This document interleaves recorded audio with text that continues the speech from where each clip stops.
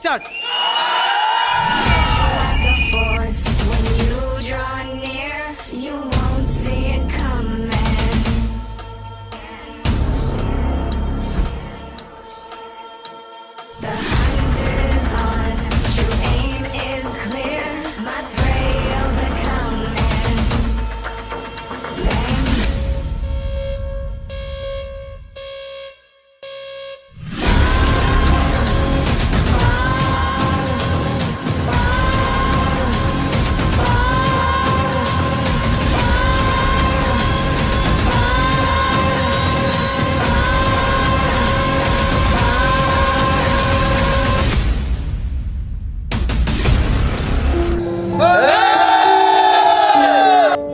Bro 2 வருஷமா மாப்பிள்ள பார்த்துட்டு இருந்தாங்க ப்ரோ, கிடைக்கல ப்ரோ. நான் ஒருத்தர் கிடைச்சேன், என்னை சிக்க வச்சுட்டாங்க மொத்தத்தில்.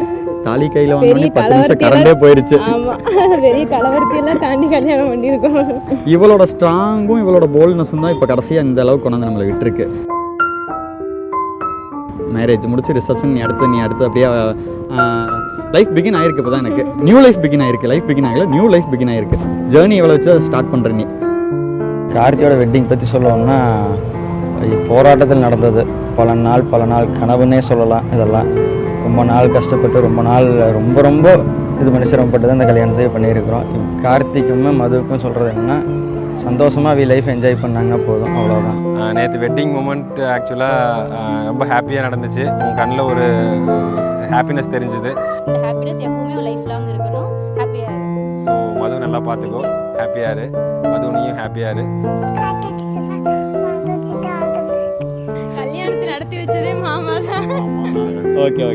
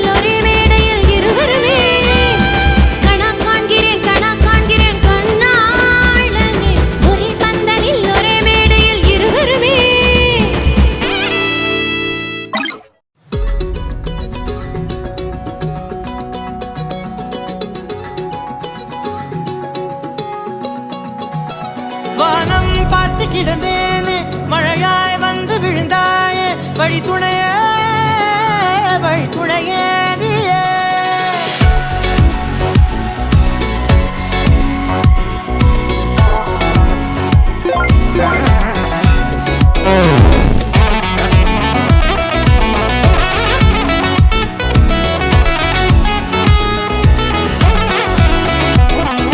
கண்டேன் கண்டேன் என்னுடையவளை, தந்தேன் தந்தேன் மிச்ச உயிரை. கண்டேன் கண்டேன் என்னுடையவனை, தந்தேன் தந்தேன் மிச்ச உயிரை. உற்று உன்னை பார்க்கையிலே தொற்று கிடைத்த தனிமையினை கற்று தந்த காதல் வழி விட்டு போனதே.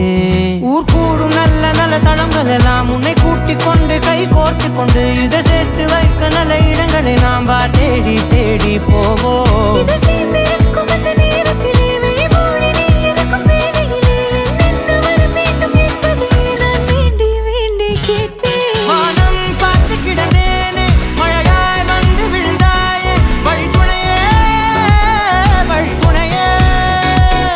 வண்ணம் சூழ்ந்த இடமெல்லாம் பாபா ஓடி திரிவோம் வா என் துணையே வழி துணையே நீயே.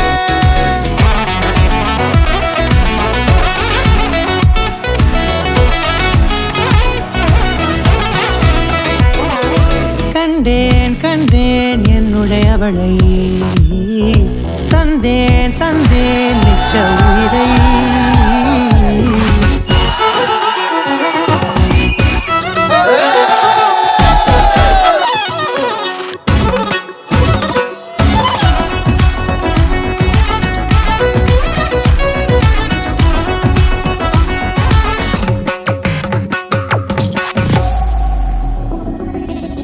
இந்த நேரம் இனிப்பது போல எப்போதும் இருப்பாயா, உச்சபட்ச ஆசை கொண்டேனே உன்னிடத்தினிலே. வெப்பம் குளிர் எது வந்தாலும் மிதமாக. சிம்பிளே ஒரே ஜாலியாக இருக்கிற இப்போதைக்கு இப்போ வரைக்கும் ஒன்றும் தெரியல.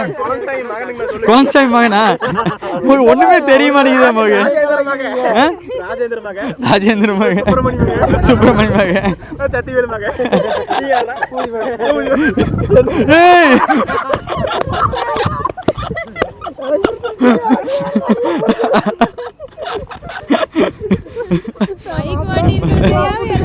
எல்லாம் உளறிட்டீங்களே. மைக்கு மாட்டி இருக்குது, கண்டென்ட் கிடைச்சிருச்சு.